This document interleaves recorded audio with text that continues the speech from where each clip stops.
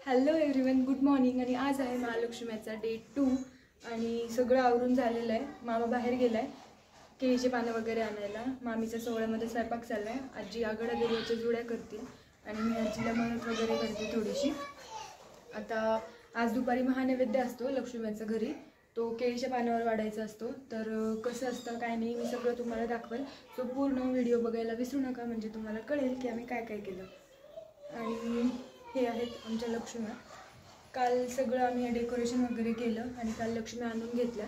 जर हा लक्ष्मीचा पूर्ण ब्लॉग तुम्ही बघितला नसेल तर आपल्या चॅनलवर अपलोड केलेला आहे, तो पण पूर्ण एकदा बघून घ्या. आणि आजी इथं आता आघाडा आणि दुर्वाच्या जुड्या करत बसली आहे.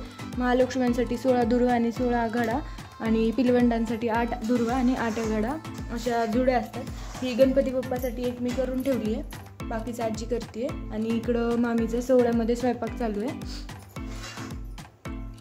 आणि फायनली सगळी ही आघाडा दुर्व्याच्या माळ, गणपती बाप्पाला हार आणि फुलं वगैरे सगळं काढून ठेवलं आहे. अशा प्रकारे पूजेसाठीचं साहित्य हे लागणारं. सगळी तयारी झाली आहे. मी पूजेची तयारी पण करून ठेवली आहे. आता तुम्हाला दाखवते मी काय काय तयारी केली. आणि मामा आला की मग आता पूजा करायची आणि नैवेद्य आरती. ही अशी सगळी मी पूजेची तयारी केली आहे. समयावरून ठेवलं आहे, वाती वगैरे टाकून. हे हार आणि दुर्वा आघाड्याचं हे आहे, सगळं बांधून ठेवले. प्लस हे मामा हार घेऊन आलाय महालक्ष्मीसाठी. हे असं आहे सगळं.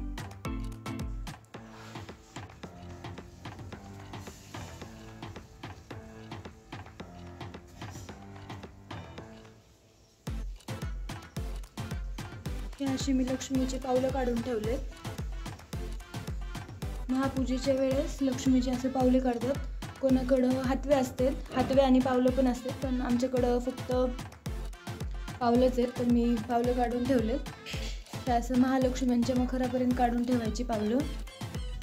असं छोटीशी रांगोळी पण काढली आहे छोटी. आणि आता लगेच महापूजा चालू करायची. आणि पूजेमधली एक मेन तयारी राहिली होती, ते म्हणजे महालक्ष्म्यांना विडा लावून ठेवायचा असतो. तर कात नव्हता घरी, म्हणजे होता पण तो मे बी एक्सपायर झाला होता, म्हणून मग दुसरा आणायला सांगितला होता मामाला. आणि मग मामा येताना कात घेऊन आला आणि आजीने असं विड्याचं पान लावलं. विड्याचं पान खाल्लेलं खूप चांगलं असतं, आपण डेली जरी खाल्लं ना तरी खूप चांगलं आहे. असं लक्ष्म्यांसाठी आजीने मग विडा लावून ठेवला. असे 5 पानांचे विडे लावले होते आजीने.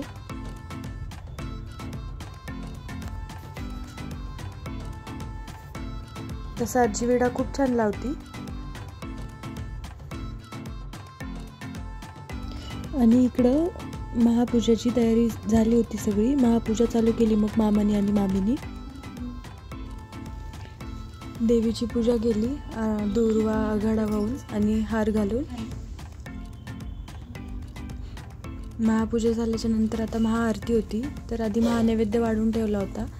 इकडं मामाकडं नैवेद्य असंच वाढतात, म्हणजे असं सेपरेट ताटलीमध्ये घेत नाहीत, डायरेक्ट महानैवेद्य जे काही बनवले आपण ते पूर्ण देवाला दाखवायचं असतं. त्याला महानैवेद्य म्हणतात. म्हणजे असं सेपरेट ताटलीत काढून नाही घ्यायचं आपण ते. आणि मग इकडं महालक्ष्म्यांना जो नैवेद्य वाढला होता तो केळीच्या पानावर वाढला होता. केळीच्या पानाचं खूप महत्त्व असतं या दिवशी.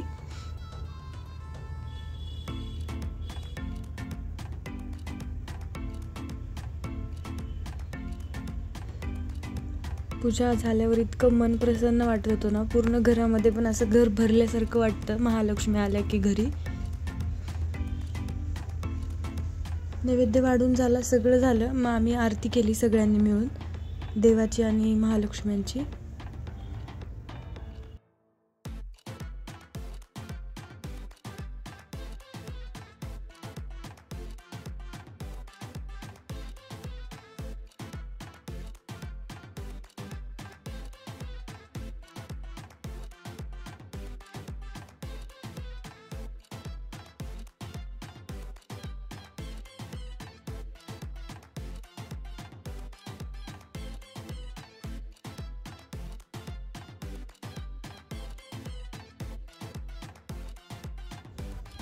देवाची आरती झाली आणि इकडं आम्ही महालक्ष्म्यांची पण आरती करून घेतली.